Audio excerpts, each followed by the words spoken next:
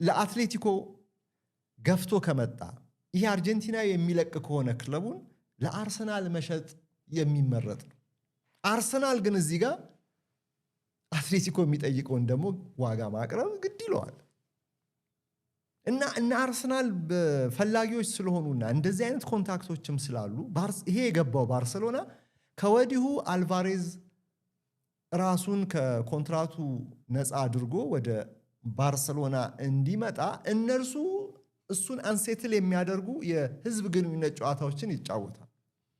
አትሌቲኮን ፍረስትሬት ለማድረግ ማለት ነው። በመጨረሻ ተስፋ ቆርጦ እንዲሸጡ። አለዚያ አርሰናል አልቫሬዝ እኔ ወደ ፕሪሚየር ሊግ መመለስ ፈልጋለሁ ካለ አርሰናል ቤቱ ሊሆን እንደሚችል ይታመናል። መቼም ወደ ማንቸስተር ሲቲ አይመለስም። ሲቲ እዛው ሃላንድ አለውና የሃላንድን ፉክክር እሱን ትቶ አይደለ 80 ሚሊዮን ፓውንድ በላይ ተሸጦ ወደ አትሌቲኮ ማድሪድ ሄደው አሁን 4 ዓመት በአትሌቲኮ ሲቆይ ማን ነው በአውሮፓ ሲቆይ ይቅርታ 2 ዓመት በሲቲ 2 ዓመት በአትሌቲኮ ይሄ ልጅ በደንብ ለምዷል። የአውሮፓን እግር ኳስ በደንብ ለምዷል። አርሰናል ብቻ ሳይሆን ሌሎችም ፈላጊዎች ይኖሩታል ፓሪስ ሰን ጀርመን ጨምሮ እየተባለ ነው እና አርሰናል ይሄንን አድቫንቴጅ የመምታት እድል አለው። አሁን አርሰናል በይፋ ይሄን ያህል ገንዘብ እንካችሁ ሽጡልኝ ብሎ በይፋ አልጠየቀም። ግን ውስጥ ለውስጥ ግን በባለቤት ደረጃ ስካይ እንደሚለው በባለቤት ደረጃ ግን የመጀመሪያ ኮንታክት አለ። አሁንም ልድገመው የኮሙኒኬሽን መስመሩ እንዳለ ነው። ስልኩ አልተዘጋም። የኮሙኒኬሽን መስመሩ ክፍት ነው።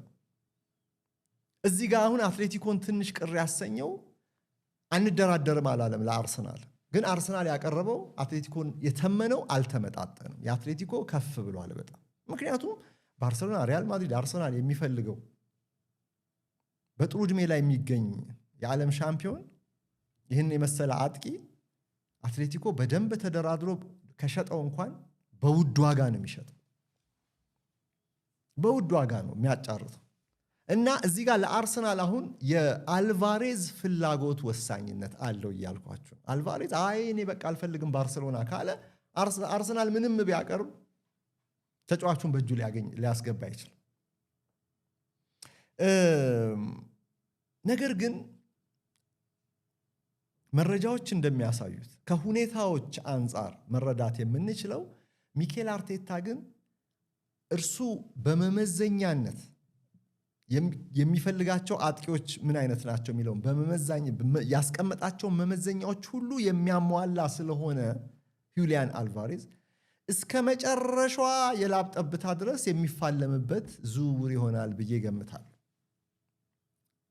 ነገር ተቀይሮ ወደ ባርሰሎና መሄዱ ካልተረጋገጠ በስተቀር አትሌቲኮ ማድሪድም ከአርሰናል ጋር የመደራደር ፍላጎት ስላሳየ እና አርቴታም ደግሞ አሁንም የሚፈልገው ተጫዋች ስለሆነ የሚፈልገው እንግዲህ የተሰጦ ፕሮፋይል አለ አይደለ? ከአርሰናል የጨዋታ ሞዴል አንጻር ከሚኬል አርቴታ የቡድን ግንባታ አስተሳሰብ አንጻር ምን አይነት አጥቂ ነው የሚፈልገው በአርሰናል ውስጥ? እነዛን መመዘኛዎች ሁሉ ያሟላል አልቫሬዝ። ኢዝ ጀስት ጎል አስቆጣሪ አጥቂ ብቻ አይደለም የሚፈልገው። ቆይ ዝርዝሩን እገባበታለሁ። ያንን ሁሉ የሚያሟላ ስለሆነ የሚፈልገውን ፍሬ አይቷል አርቴታ። ያችን ፍሬ ካልበላ በስተቀር አይኑን ከዛች ፍሬ ላይ የሚነቅል አይመስልም።